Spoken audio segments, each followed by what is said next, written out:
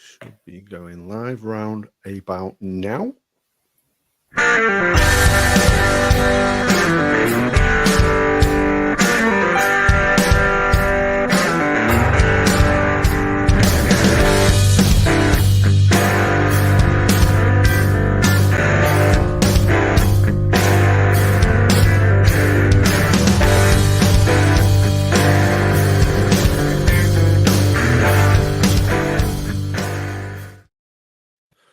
Welcome back to episode 185 of Tall Boy Radio. Who knows where it's going to go tonight? We'll find out shortly. Don't you worry about that. We have a plan, but we so very rarely stick to it.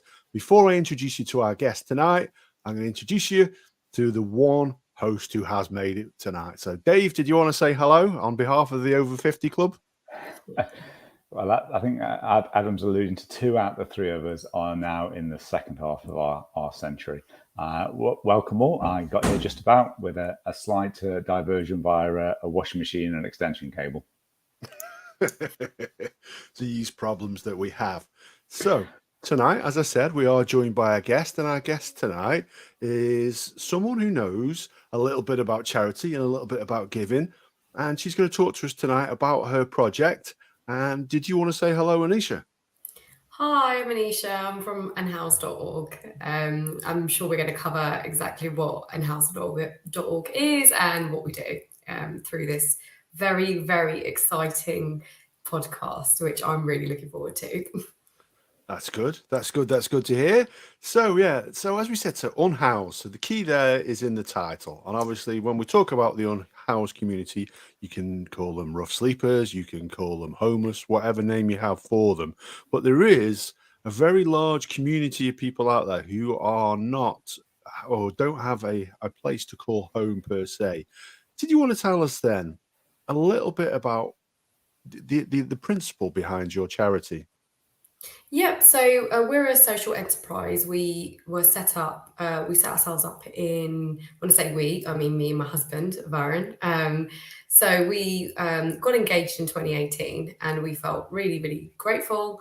So we thought we wanted to start a project together. And at that time, there was a lot in the news about people like living on the streets. We're from London, so we see it quite a lot. We both work in London, we live in London. And so we were like, okay, let's do something about it. Like whatever we can, these things start with little steps anyway. But by that point, we thought, okay, let's do it in a different way, because sometimes there is donator fatigue if we were just to go out there and start another charity and say, oh, we're donating to this, we're donating to that.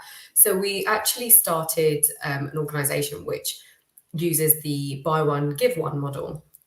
Which means that we have an online shop of, very basic items broadly. And it's just things that people that are unhoused need. And so if somebody purchases one, we donate the equivalent to one of our partner shelter homes that we work quite closely with we have worked quite closely with over the last few years. So that's kind of what we do. We're still going. It's been so that's like 5 years now coming up to.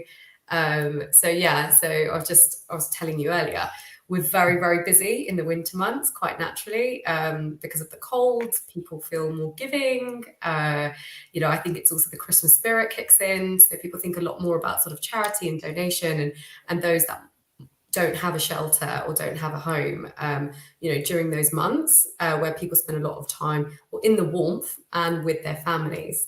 So we're very, very busy from sort of October to February. And then as the sun comes out, we sort of tail off a little bit, which has been really eye-opening, especially the first year we did it. We were involved because we were like, it's all like, and then all of a sudden, the second year, it started again, the same sort of trends in human nature. But it could be like to do with the media as well. The media do report every year on actually, and you'll note it in some shape or form, usually in the newspaper articles. Papers will cover it at some point in the winter about these are the people that are sort of on the street, these are the figures, how is the homelessness crisis going? Has it improved from last year? Has it deteriorated more? So there is some reporting. So maybe it comes to like people's forefront a lot more when they feel they want to do something about it. Did you think that first summer or the first spring when the sales dropped off, did you think this isn't working? This isn't going to work? Yeah, because we were just obviously when we got involved in it and we started Unhoused.org, we didn't know, it's a passion project. We do it outside of our day jobs, as people say. I'm an accountant. My husband's CEO of his own business, tech business. So it was just something for us that we wanted to give back to the community, especially because London is our community. So we're from a city. I mean, we don't just obviously ship around to London and our shop's open to everyone, but our partner shelters, they're London based because that's just where we're from. So it's easier for us logistically. So yeah, so we didn't really know what to expect. So we were like, okay, maybe it didn't really work. Maybe we got we did actually get quite a bit of media attention as well that first summer because it was something quite different. And that winter, and then because it was something quite different, so we thought, okay, maybe it's just that we've kind of done the wave, we've ridden the wave, and now it's over. So well, let's just see how it goes. And we were getting married that summer anyway, so we were just like, okay, fine. So quite handy. Yeah. And then we got back from our honeymoon, and the sale started again. Like in the winter, in October. So there you go. So it wasn't that. It was we were on social media. We're not like ridiculously active on social media either, but we're doing we probably definitely should post more. And but yeah, it's just trends in human beings. I think that we learned a lot. Does that surprise you, Dave, then, when you hear that? Because it really surprised me that something like that would be more popular in the winter, or maybe it's because I haven't thought about it, than it is in the summer. It surprised me in the sense that I'd not heard it before, but as you just said, I'd never thought about it. But the moment you think about it, you just don't. It's almost not a problem in the summer when clearly it is. You don't just not have somewhere to live when it's cold, but it is always in the media more, far more in the winter. And I guess because there's two levels of suffering. I guess the fact you don't have a home. You perhaps don't have friends or family around you. You might not have the right nutrition. You might not have the right access to, healthcare or just basic sanitation. Those are persistent. But compared to winter, when it's actually really, really cold, that has to be, many degrees more difficult, I guess. And that's why the media draws attention onto it, because that's what the media does.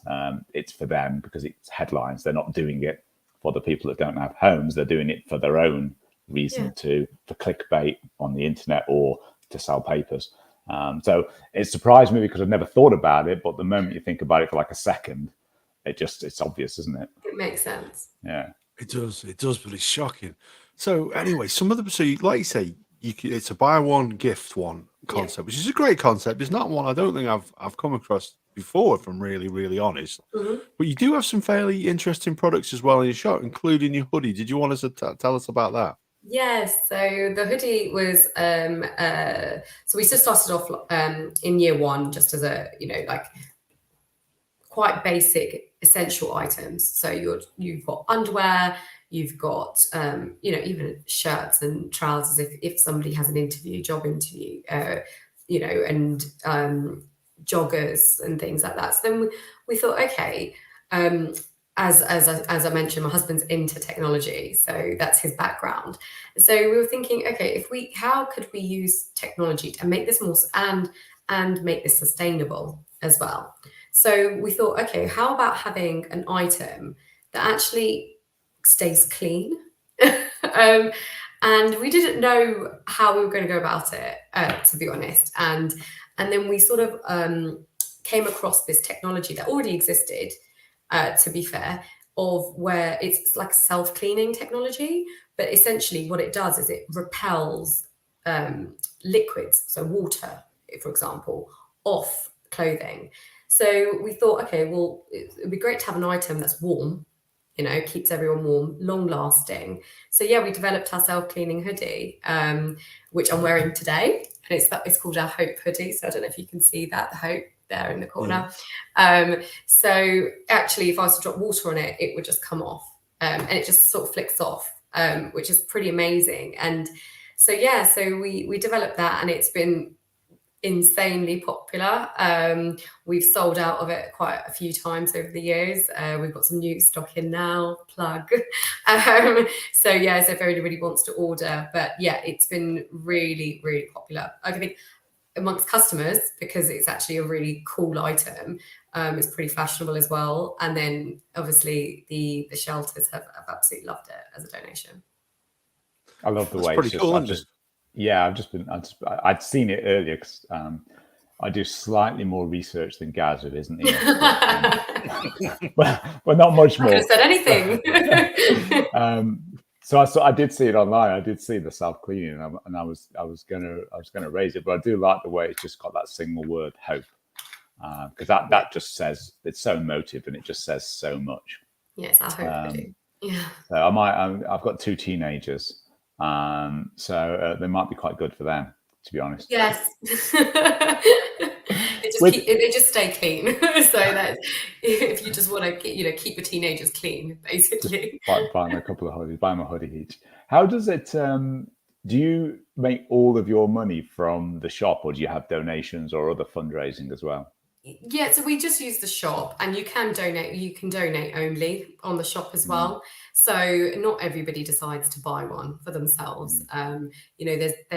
We've got like different options. So you can either just buy single items and you can just decide to donate only, or you can literally donate the whole shop or half the shop, whereas it's different items. So you've got like sanitary items in there as well as clothing. So people just do what suits them. We don't really make any money on it, like it's very small margins, but the price usually does include two items.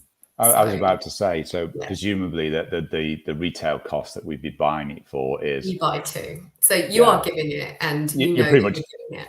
Yeah, it's all of the margin, and the price is a little higher than it otherwise would be, and that just about covers the 2 plus your running costs, I guess. Yeah, makes sense. So which is a great way of doing it, isn't it? Because it's because it's going somewhere. We also send, once we've done the donation, which we wait for quite a sizable order, so sizable like amount, so quite a few orders, so that we can go with quite a sizable donation to the shelters, so that they find it more useful, because then they can actually divvy it out amongst more people that are staying there. We send a video to whoever is on our mailing list. So once we do that, we try and take photos and send a video and say, this is where your donation ended up. So people actually see where their money's gone, which is another thing, because there's lots of charities, but sometimes people feel, like I said before, like a little bit of fatigue with donator fatigue, because they don't always see where that money goes. I mean, this is just me and my husband doing it. So the money is literally going into the donations, and you can actually, we just share a video once we've done it, and people are quite satisfied with that. We've had really lovely feedback. Even when we did the most recent one at Christmas, this lady, she purchased something, but she actually purchased the item for her father, and then obviously we donated one, and then it actually got stolen at Christmas time, her father's. So once it got delivered, and we so she contacted us. She's like, oh, can I have the tracking number? And we're like, oh, it says delivered. Like we did it. I personally called Royal Mail and tried to find out what happened, but clearly someone took it because it was signed for and everything. But the moment I sent her the video of the donation, she just put another donation through, like another order. And just donation only, because she just felt so satisfied, even though her father didn't unfortunately get his present at Christmas. She was so, I think, touched by what she had done, her impact on the community.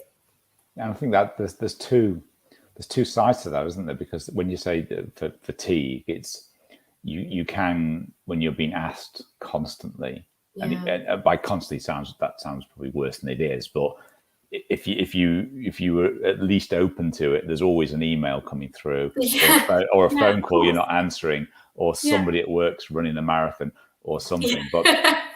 so the fact that you're getting something, I know you're buying it, but you're getting something. But that second part is the other concern that a lot of people have in giving to large charities. You don't know what's happening with the money. You don't know whether it is ending up, almost to the point. I think people you would love to think that your £50 is ending up helping somebody, but it's not actually just paying the electricity bill for the head office, Yeah. or the CEO's salary. Although the CEO is a very important person to run a charity, of course, it's a business ultimately, even if it's a not-for-profit. But to have it go right to that end person is so much more. I was going to say rewarding, but some people do give for self-gratification and self-reward, and that's nothing wrong with that. But either way, to have that sense of it's gone somewhere. But also with homeless people, the other side is there's always that fear that if they're in the street and you give them money, you can't help but think, is that going to go for some warm clothing, a room for the night, some food, or is it going to go on drugs? Would be the worst case. Or even people might think cigarettes or alcohol, which you think, I wouldn't want that to go there, even if that might be their only comfort. Whereas this avoids both of those issues in one go. Yeah, exactly. And I think, and that's why people have supported us, because we were only just a startup little business, like in that sense, a social enterprise, just husband and wife running this as a project. And actually the fact that we're still getting donations through, we still get orders through, is pretty amazing. So I think that message resonated with a lot of people. And also it's new items, right? So I think that's what's also really sort of sets us apart a little bit, is we're giving those less fortunate new items, brand new. It's not just secondhand or something that we've gone through our cupboard, we're clearing out. I mean, absolutely not to say anything against that. That's great to be doing that anyway. But yeah, I think for them, when they see that the underwear that they've received, actually, that when we go to these shelters and homes, when we and actually have spoken to the residents there sometimes, and they actually see brand new underwear, they're so excited. And it's such a basic item that most people like you and I will take for granted, because that's just what we use every single day. But for them, it's like, oh yes, I've got brand new underwear, So I think that's another thing it's worked out quite well. And I think, we I think we didn't even know what the impact of that would be, or how that would actually be received, but it's been pretty huge.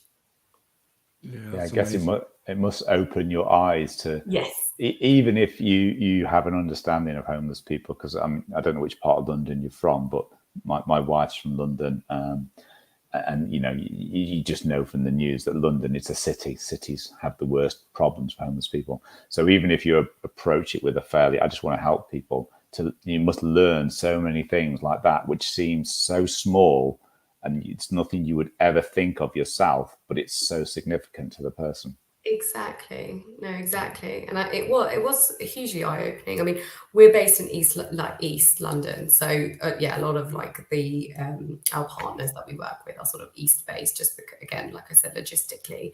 But there's a huge problem here, and there's not even enough shelters or housing for how many people require it, which you speak to a couple of our partners that we work with. They're telling us all the time, especially in this climate, funding's not great from local councils and grants. So they are really reliant on organizations like ourselves and people donating.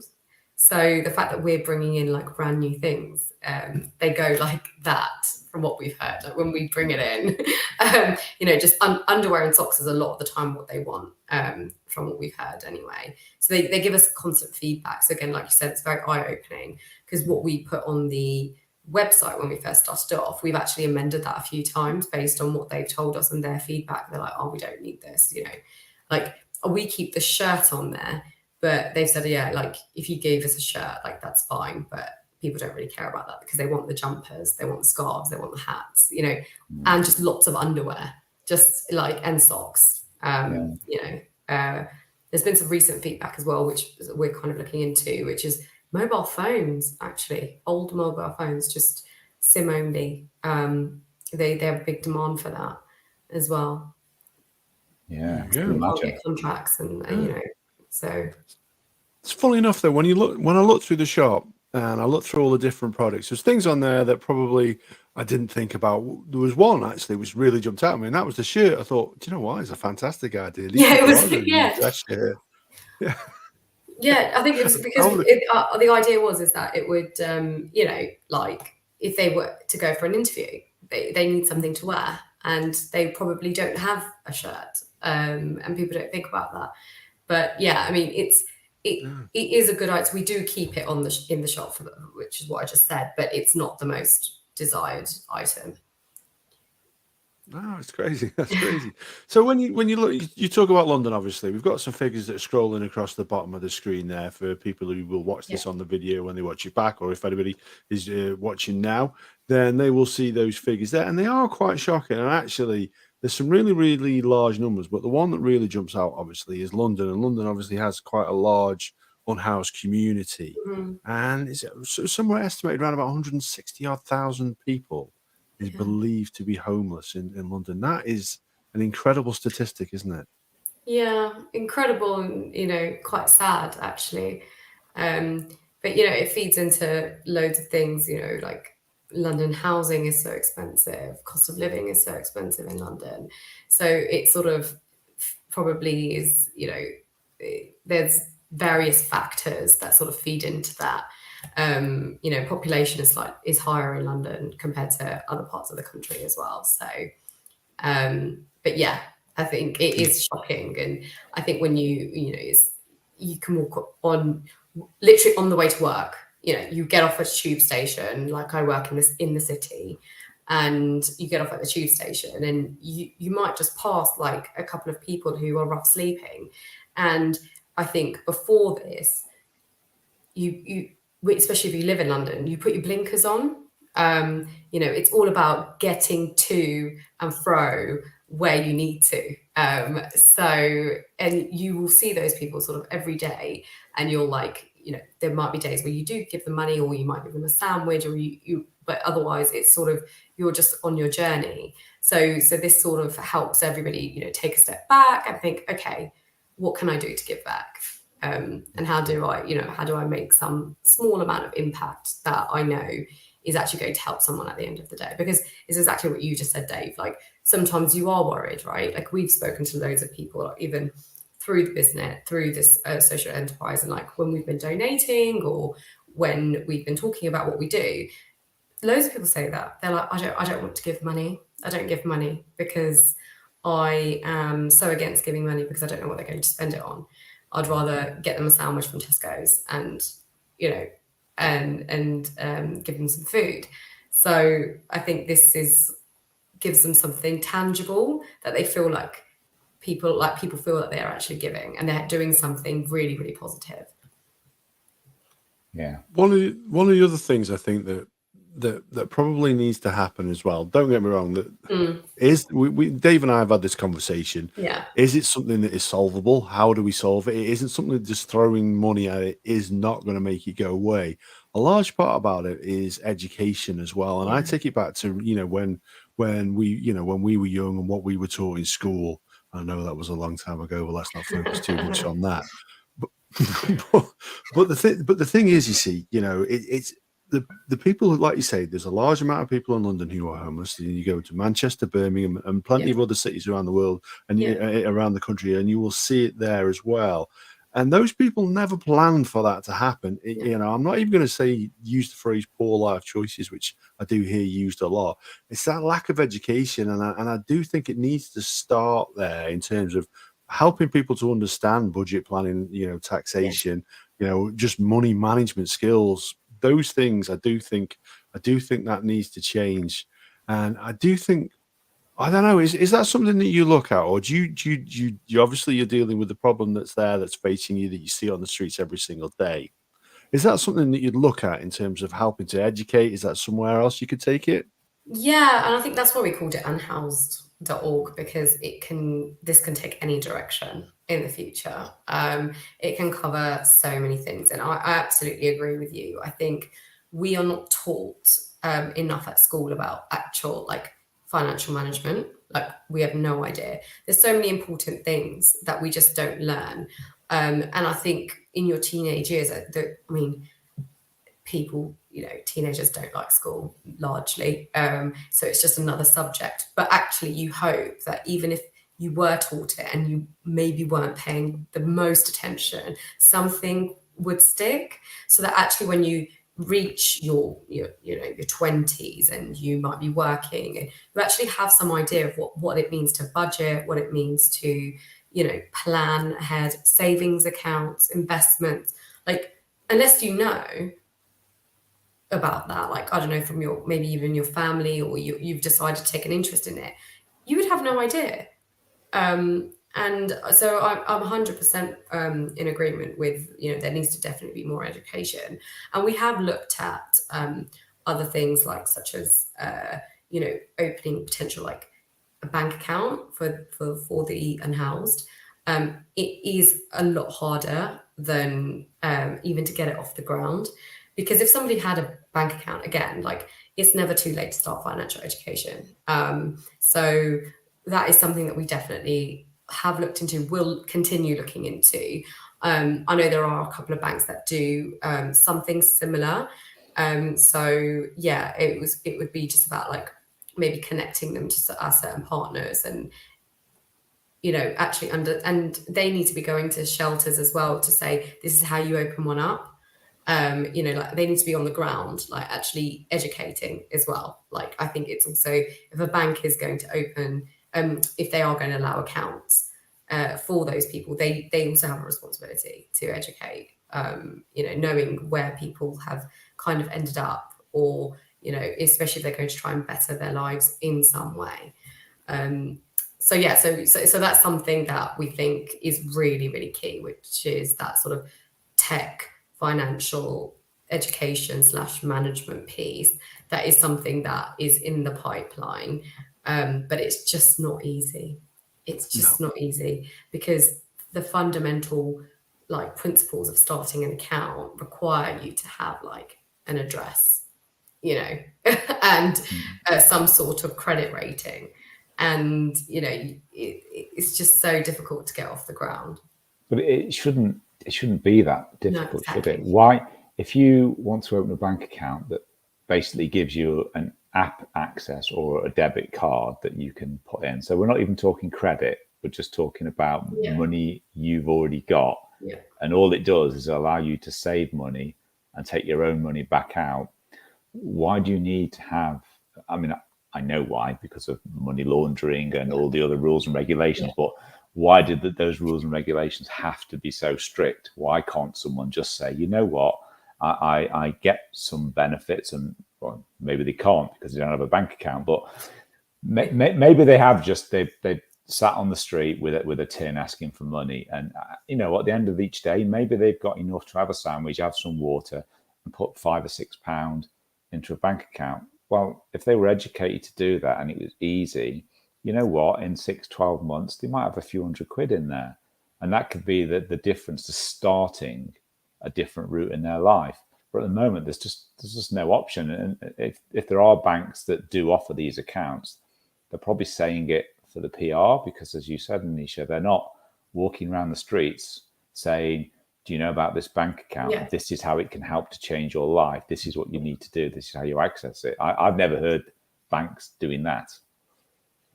No, and I'm in complete agreement with that point. And it's something that me and Varun have actually, like I said, we've spoken to people about it. But it's not as accessible as, it's sort of, like you said, headline grabbing. But the actual reality of it is it's not that accessible. There's still some requirements, and actually, you know, why can we not just use the address of a shelter? It's essentially a savings account, right? It's a current account of cash that they've received. So yeah, I agree. I think more needs to be done. I mean, it becomes like a political thing. It's like, how much can, you know, the government do? How much can, you know, the Mayor of London do? And all these things. But I think essentially it does come to like big organizations like the banks, to, if they've started something, to actually, they've got the money, they've got the funding to follow through with that. Yeah, I do think these larger institutions. Don't get me wrong. I'm not going to slate them, because we're all part of a capitalist Yes, country. We all yeah. know it works. We all sign up to it, don't we? But I do think they do have that duty of care, that there are a number of people out there who probably need our help, and that's the thing. They need us probably more than they need them, and that's the biggest challenge, isn't it? Yeah. Just getting people like yourself who've set this up. You know, and then that's the interesting thing about this. You know, you set up a business that you could have done for yourself to make profit for yourself, that many people do as a side hustle or as a project, just for fun. But you know, I've got the utmost respect for you for doing that. So yeah, I'll be interested to know. What was it in yourselves that really saw this problem and decided that you could make a difference and you could act on it. Yeah, I mean, we both come from quite like selfless service backgrounds. So I think that was the first thing. So both our like backgrounds are very community focused. Our families are very much into sort of community-based projects, always have been. So we both were doing things separately, actually. That's what was so funny. We were both part of like other organizations and involved with loads of initiatives very separately. So I think it was just us sitting down and saying, oh, we want to do something together because we actually have this in common. We enjoy doing things for the community. We enjoy, charitable work and actually just, rolling our sleeves up and giving back. So I think it just happened that we both were passionate anyway about the homeless sort of problem in the UK, and it was just in the media a lot. I actually think that's just how it started, and we were like, this is it. This is something we're both passionate about, because we had to find that because we were both involved in different initiatives, and actually this is something we probably can impact because through our network, we already had, we knew a few organisations and the shelters already. So we did have some connections there. So actually it wasn't that difficult to get off the ground. And so, yeah, that's just it. That's just how it started. And then I think after year one, when we saw the impact and actually what it felt like, without making it all about self-gratification, but just how rewarding it was when you go there and you hand over new items, it sort of stuck, and that's it. That's how we got into this. But I don't think it wasn't like this big plan for years and years. It was just sort of there in front of us, and we were just in the right place at the right time, I think. No, fair play, because it's one of those things. Like, so we can talk about the larger companies doing that, and it'd be fantastic if they did. But there are other people, like I say, who do get involved as well. So, have you had any dealings with The Big Issue at all? Yeah, we have. Yeah. So we've worked with them. They were actually they were actually selling our hoodie at one point. So we were involved with them quite early on. And so, yeah, we have connections with them and links with them as well. So, yeah, I mean, because where they, their reach is so wide. So they contacted us, I think, quite early on from memory, and sort of, said like, how can we partner? So I think we definitely were featured in The Big Issue a few years ago, and then they were actually marketing our hoodie as well. So. Oh, that's fantastic. That is fantastic. Yeah, I wonder if that's. See, that was going to be my line of Yes. question. I wonder if there's some way you could partner with them in terms of selling through them as well, and Yeah. having those guys maybe promote your stuff, and if maybe their sellers could get, I don't know, get a little bit of a cut on it as well. I don't know if that would be a way to Yeah, go. because that's how it works, isn't it? Yeah, and so Yeah. it does like work like that. The arrangements with them, because that's how they give back, is that the people on the street that you see selling the big issue, are themselves unhoused in most cases and actually part of the organization. So no, lots of respect for them and what they're doing. Absolutely. Yeah, absolutely. So, so when you say you work with shelters, how many different shelters do you work with then? So over the course of the last 5 years, we've worked with about 5, I want to say now, all dotted around East London. And then sometimes we get a request specifically from, we're not closed off or anything. If somebody sends us, we get loads of emails. So if somebody sends us a request of something like we had that last Christmas, then we just say, okay, yeah, sure, we'll donate to you guys at this time. It's just like I said, it's just sort of the way we picked it. There wasn't any kind of algorithm or anything, like there was no science to it. It was we kind of know some people working with these organizations already, or they're just very close to home, so it's easy to get to back and forth. We already have a relationship with them or something. But no, we've had loads of independents also reach out to us where we'll go and donate to them too. But yeah, largely London based, because we have to be able to get there as well. Yeah. So how many people do these shelters deal with? Do you have any idea of the size of the problem, or the size of the numbers that you're helping? Yeah, so we've definitely donated now. Our counter must be up like nearly 20,000 items, I think, over the last 5 years, I would want to say. So yeah, I mean, they've been divvied up across like everywhere. So, so yeah, I wouldn't know necessarily like actually individually how many people that's impacted, but that's to give a sort of a broad idea of like how many items we've actually managed to donate over the last 5 years. Fair play. And obviously, at the moment, the one thing that we're all aware of, those of us who are lucky enough to have a roof over our heads, is that the cost of living has risen significantly recently. The cost of gas, electricity, and just interest rates on your mortgage, they're not showing any sign of coming down. Council tax, is going up, and all the rates you pay and everything is going up. So we know that it's a challenging time for people. Is that the feedback that you get from these shelters that you're working at? Are they seeing larger numbers? Yes, they're very overcrowded.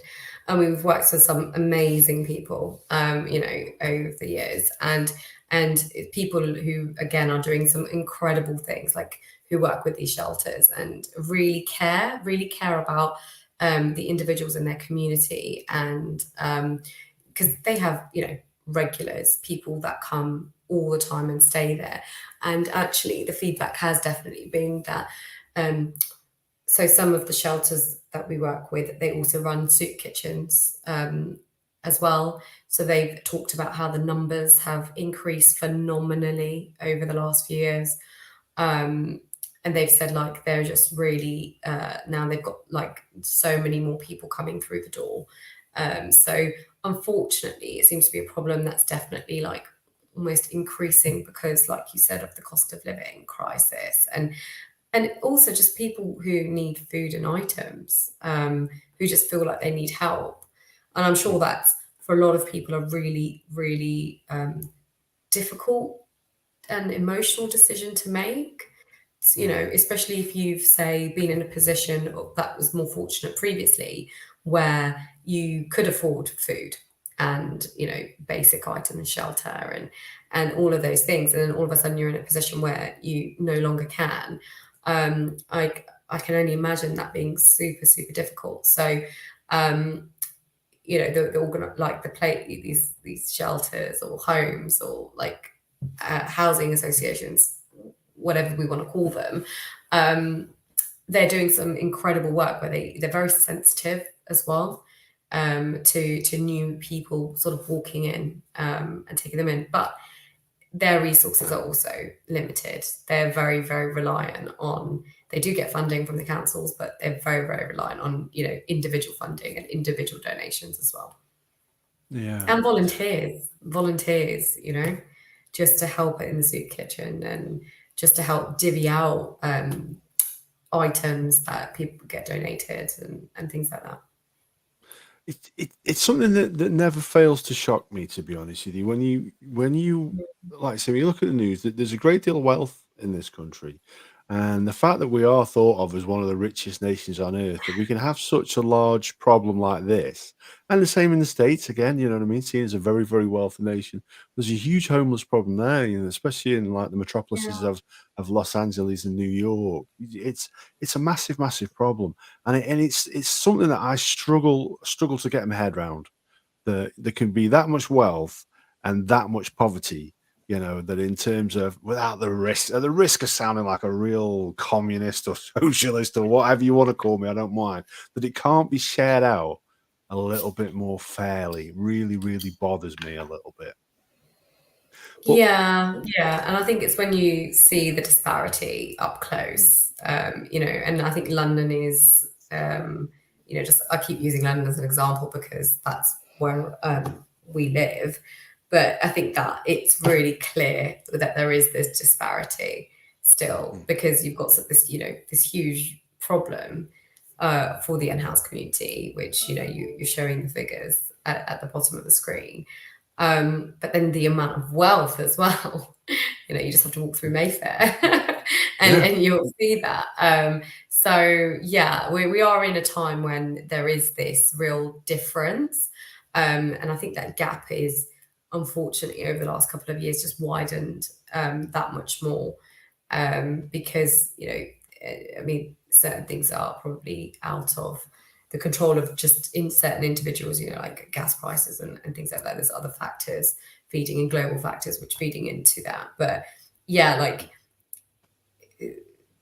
you might be able to understand that sort of on a macro level, but if that's impacting your pocket to the point where you can't buy food or you can't pay your council tax and your bills, so, you lose the roof over your head, that's a very different story. So yeah, absolutely.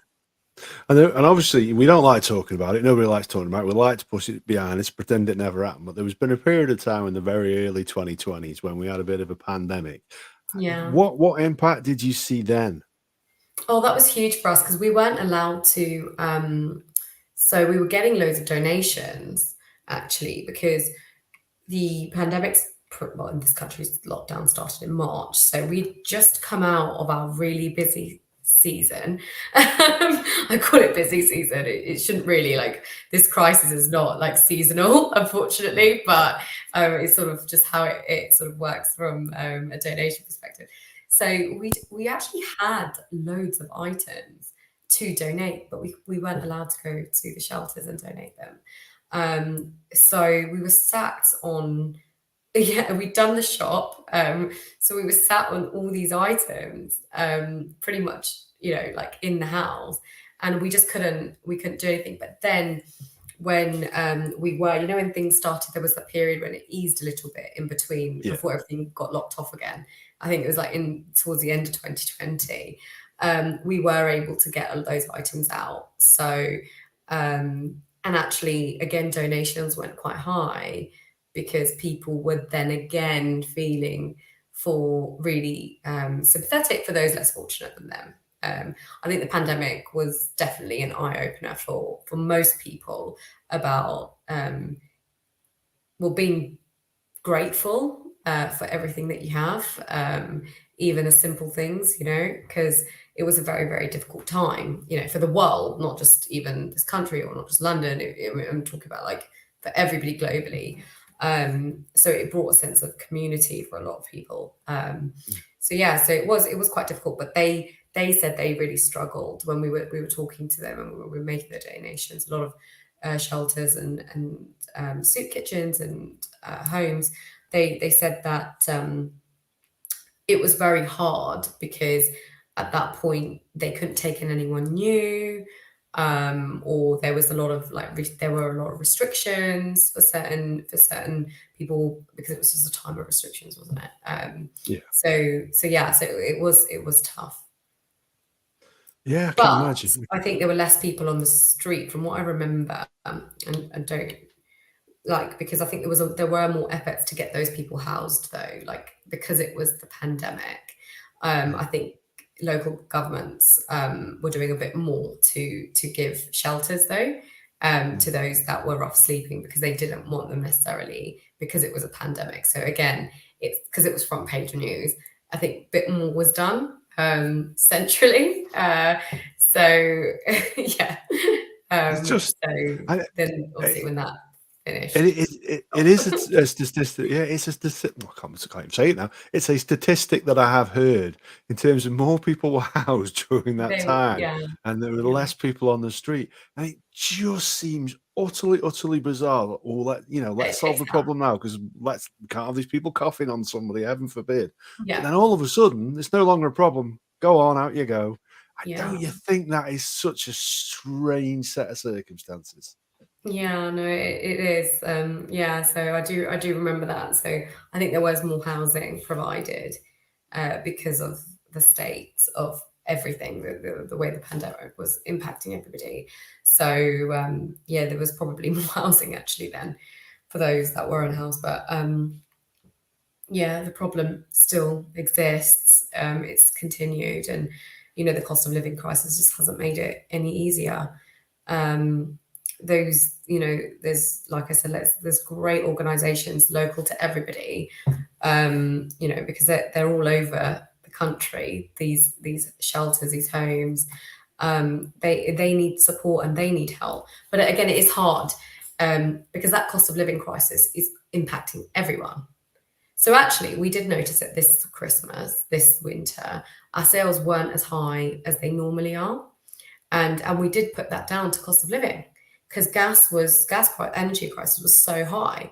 So again, your disposable income and how far that's taking you in a month, even for those that aren't in the worst position, but they're still in a worse off position than they were probably a year ago.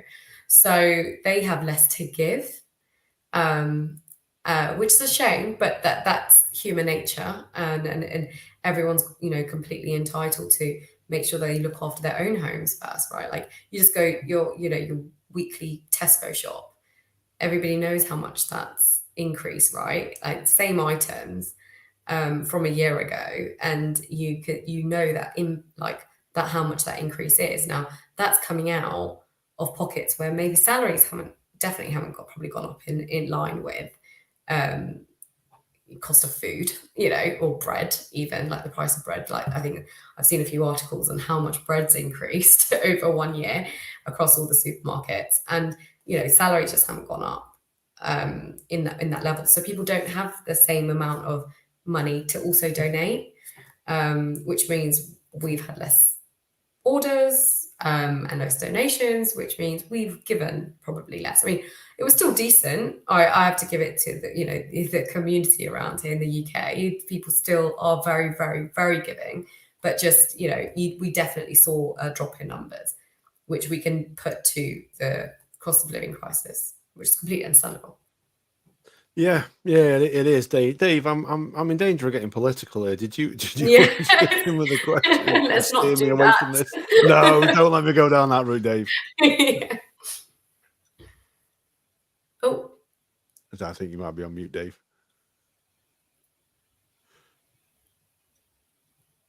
Yeah. Oh, there was bound to be something. It was going too smoothly. Dave's having technical issues, bless him. So yeah. So in terms of this, is it something then, obviously you're dealing, and it's great that you deal with places outside of London as well. Is this something, a model that not necessarily franchisable, but could it be replicated in other cities, do you think? And is it something you'd like to see done? Yeah, absolutely. And we'd love to hear from other people as well, like where, you can use our shop, like that's fine, because we can pretty much ship anywhere. But if somebody wanted to start something similar locally, like it's something that we're all for, really, because this isn't just a London problem. It's just that we happen to live in London, so it's something that we can tangibly impact and try and help. But this problem exists everywhere. It's globally, but definitely other cities in the UK. Up north in the Midlands. Northern Ireland, Wales, Scotland. I'm sure it exists everywhere. And actually, if people started models like this, or it would impact their local communities really well and positively. So we're welcome. If anybody wants to get in touch, I'm more than welcome to reach out to us via email, or not. You can do that via our website, and we can have a chat. Indeed, Am I back? Am I back? Yes, you're back. He's back. He's back. Bless him. Sorry, I've been having terrible problems. So I wasn't talking because I thought I lost that to reconnect several times. But and when I tried to talk, I wasn't there. So there we go. I think I was going to ask what Adam just asked about scalability and about how far you could take it. And I didn't catch all of Adam's questions, so it may have been the same thing in terms of advertising. You say you don't use social media probably as much as you should, but I'd not heard of it before. So but I don't use social media a lot anyway, so that's probably not. I probably explains it, but it's such a great concept. I mean, have you had plans in terms of a marketing strategy, or does that then come back to funds? And if you use funds for that, then it's funds not going to help people. Exactly. So it sort of leads on. It's sort of similar to what Adam just asked, but we completely recognise that this is a problem that's not just within London; it's within the wider UK, but then it's also global. So we definitely have thought about scaling this up, and impacting in other ways, and also because it's what I was referring to earlier. The name is so wide; we could do anything. We can literally do anything. It doesn't just sort of stop here. It's just, we're reliant on donations and our own, time as well, because we're doing this outside, of the day job, which I keep referring to. And so sort of we've kept it quite small-ish around London focus for now. But we definitely have plans. But if anybody wants to get in touch of how we could partner with them, we're very open to that, in comms. And we've had someone actually just a couple of days ago reach out and say they think they want to do something from the US, saying, "Oh, I've seen what you do. Would like to do something similar, or want to definitely impact sort of that homeless crisis, because the US also have a huge issue over there. Just can we have a chat?" So I think we're having a call next week on that. So we're always open to ideas of how this could scale. And we definitely have conversations about it. It's just resources are limited. So all in good time. I guess there's a tipping point, isn't there? That that if you push it too much, it all of a sudden becomes a bit too consuming, and then you've got to decide, is it job or is it unhoused? And they're big decisions to make for lots of reasons, because you may actually really love your job and want to do your job. Exactly. So it's not just about, is it going to be financially supportive, because you've still got to earn a living, but is it taking away from your other passions for the things you want to do? I can imagine that being quite a dilemma. It's that, and I guess we don't really have a team at the moment. It's it's completely me and him doing it. We are the ones that we post orders, we do it ourselves. I'm in the queue at the post office at 5 o'clock, 4:30. We're in the massive queue before they take the last orders and the last delivery, because the orders need to go out. So it's very much very startup focused. I love it. We absolutely love it. Or because it's quite nice to do things personally as well. But it's all of those things. That is about how much time we give it, and we do have plans. And I think it might be something that happens when things settle a bit more in the market and in the finance, like in terms of the economy as well, because we are very reliant on people giving. But yeah, I guess we'll have to see how we grow over the next few years. Yeah, indeed, and it's interesting. I'll be interested in how much time you actually spend on it, on actually doing all the stuff, because it sounds to me like you might have 2 jobs right now. Yes, yeah. No, and when it's like I said in the winter, it definitely feels like that. Like the orders come through, and and you're relying on. I think this year there was the strikes as well, right? The Royal Mail Yeah. Post strikes. So we were dealing with that. At one point, they stopped overseas deliveries. Yeah. So we were caught up in that as well. So we had to process a few refunds there actually, just because we just couldn't post the hoodie anywhere in the world because the Royal Mail was striking. So we do spend quite a bit of time, but it's giving back. Like I said, we both come from that background actually, so it hasn't felt like that. But definitely during the winter, it's 2 jobs. Yeah, it certainly sounds like that. So when you first started this up, then did you have a goal that you wanted to achieve with it, and did you have some lofty targets that you wanted to hit, or was it just taking it and seeing where it went? I think it was more taking it and seeing where it went, because we just had no idea. Like, we just wanted to do something, which I keep going back to. So I just think we sort of just went in there, like really grateful for the love we were receiving and wanted to give back. And we're like, let's just see how this goes. And we were, I think, quite overwhelmed by the reception, to be honest. And then when we were like, okay, let's take this up a notch. And then when we launched the hoodie, that was a really big deal as well. So again, we were like super, super overwhelmed. I didn't think it would. I wasn't sure if it would last this long. To be honest, I was like, oh, let's just see how it goes, But actually, we're still going. We're still being invited to lovely podcasts, and talking to lovely people about what we do. So yeah, it's.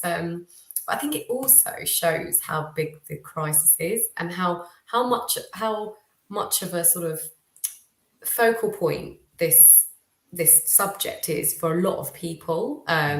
It's quite touching and emotional, right? So everyone probably thinks about it at some point in the year, maybe because they've read an article or they've seen someone on the street or etc. Someone.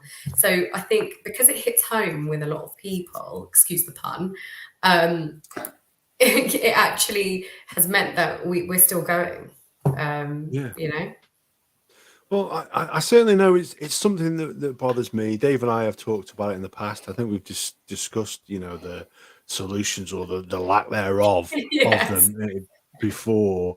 And for me, I think it same as yourself. It comes from a point of gratitude, Yes. there. But for the grace of God, I don't face these problems, and if I can do just a little bit of something to make somebody's day a little bit easier, then I think I probably should do it. And do I do enough? Probably not. No. Yeah. But could I do a little bit more? Yes, I definitely could. But I think the more that people do, and the more that people have opportunities out there put in front of them, like yourself, like I say, such a great model to do it. Where you can buy yourself a hoodie, and like I say, Dave, you can get your kids when they're spilling their food down themselves. It doesn't matter so much. Certainly, my kids, they spill food down other people, not just themselves. Bless them. But I do think it's a great concept. I think it's a really, really great concept. And like I say, that they can actually see where it goes as well. And whether it's just inflating somebody's ego or not, just making them see that actually what they are doing is physically making a difference in somebody's Yeah. life. I do think it's fantastic that you put that out there for people. So well done. So what we need to do then, tell us a little bit about your website. Tell us where people can find it, the sort of other stuff that they'll see on there as well. Yeah, so it's unhoused.org. So you literally put in unhoused.org into Google or your search bar, and we are the first ones to come up. So really proud of that. And you can see the projects, you can see the partners that we work with on the website, and you can see our shop. You can see our hoodie as well. Check that out because it is pretty amazing. You can find us on Instagram. We are getting better, so we've definitely been posting more over the last few months. So yeah, definitely got better on that. So we are on TikTok. As well. We're not as active on TikTok, but we're trying to become more active. So you can see us there, and Facebook as well. So we are on all channels, and we're just unhoused.org. So it's really, really easy to find us in terms of all of our handles as well. And you can just see what we do, take a look at the shop, see if you like anything, or if you just want to donate. And yeah, we'll send that out. Fantastic. Now, we are listened to in 57 different countries, the audio version anyway, which is thankfully vastly more popular than the video version, because goodness gracious, why would you want to look at me and Dave when you can just listen instead? What message would you like to give to our listeners then? The one thing that they should do or consider? Yeah, so I think it's about taking maybe a step back and just thinking about what you could do in your own spare time. Like, even if it's just going on our website and ordering something, even that impacts somebody's life.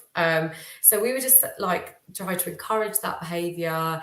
Think about the people that are less well off than yourselves, because actually we're in a very lucky place, even though over the last few years it hasn't felt like it. But actually there's people that are a lot worse off. So yeah, and if you actually do want to start something locally, please do get in touch. We'd love to start a partnership or talk to you about it, and see how we can work together, because we're also looking for new ideas all the time as well. So Cool. Dave, any final thoughts? I think just it's very admirable what you do, and it's people like you that make an awful lot of difference where the powers that be don't, for whatever reason, and it's people like you that fill that gap to a large extent, and I think that's pretty awesome. And ultimately, if loads of people just went to the website and bought some underpants, that's going to make a big difference to an awful lot of people, because by the sounds of it, that's the thing that they want the most, and they get the biggest sort of smile from. I think people get a bad rep sometimes when they donate and they talk about donating. And Adam, I know you've mentioned before in previous podcasts that you do stuff, you don't like talking about it, but I sometimes think that's wrong. Why can't you take some gratification out of helping somebody else and talk about it? I don't quite get what's wrong with that. If you're trying to gain listeners on Instagram through it, maybe that's a bit disingenuous, but just to talk about how you've donated and helped people, I don't get what's wrong with that. And if more people talked about what they did to help people, rather than just thinking I should just do it and not tell anyone because I'm doing it for them and not me, but if everyone talked about what little they did, then maybe think, you know what, I could also do that, and I could also buy some underpants, and maybe I'll buy some socks. And actually, by talking about what you have done, you might get more momentum and more people donating. Great. Yeah, because you empower others with your actions sometimes, I think, to follow suit, and actually they might decide to make an impact, or maybe they just hadn't thought about it because they were caught up in, everybody has problems in their lives, and you get caught up in your day-to-day. So actually you might have just sparked something in their mind to take a step back and think about something on more of a macro level. So yeah, no, agreed. Well, my final thought then for this is then inspired by your comments. I have been on the website and I have purchased, and I'm glad to know and hear about the different things that people have been doing. Yeah, so I really, it's been fascinating for me, and it's something that for whatever reason, like I say, I think it is just from my own gratitude for the life that I have. It resonates with me for those that aren't as fortunate. And like I say, anything that anybody can do to make it better is fantastic. And it's great that you probably did things before, but the fact that you've made it open for others to do that as well, I think is phenomenal. So I think both Dave and I would take our hats off to you and say fair play and well done. We're really impressed with it. It's just such a great thing. And and just in terms of, like you say, you don't spend any money on marketing. The imagery that you use, that black, that white, and with the unhoused in the middle and the great big black background on it, It's fantastic. It's eye catching because that's what caught my attention the first time I Yeah. saw it. It just jumped straight off the page. And so, yeah, I do think you really are onto something. And I do hope that other people take it on board and take it out to other cities. And don't get me wrong, is it our problem to solve? No, it isn't. But if we No. can solve it, then let's make it our problem and let's solve it. Great. No, thank So- you. Oh, no. It's just thank you is what we're saying. So if you'd like to say your goodbyes then to our listeners. Yeah, so thank you so much for listening to me today. Yeah, like I said, please do get in touch if you have any ideas, or do visit our website. Then we'd really, really appreciate that. And I know that the local community definitely would, from any donations. So yeah, thanks so much, and hope everybody has a lovely evening. Thank you. Dave? Yeah, great to have you on, Anisha. Great work I think you're doing there. And hopefully you're going to you. load more orders from all of our listeners. Thanks so much. Yeah, I hope so too. So the video will be available in a couple of days' time, I think tomorrow afternoon at some point. And then the audio version, which is the version that is most popular. Like I say, we're in the top 10% of listeners, podcast, for listeners globally. So hopefully a good portion of our UK listeners tune into this and do something about it. And normally I would send you in the way of our sponsors or in the way of our own website. But what I will do is I will send you in the way of your website instead and say head over to unhoused.org and go and buy something for somebody else and maybe get a little something for yourself. So thank you for joining us. Thank And you. thank you Thanks for so much for listening. having me. Thank you. My pleasure. Bye. Our pleasure.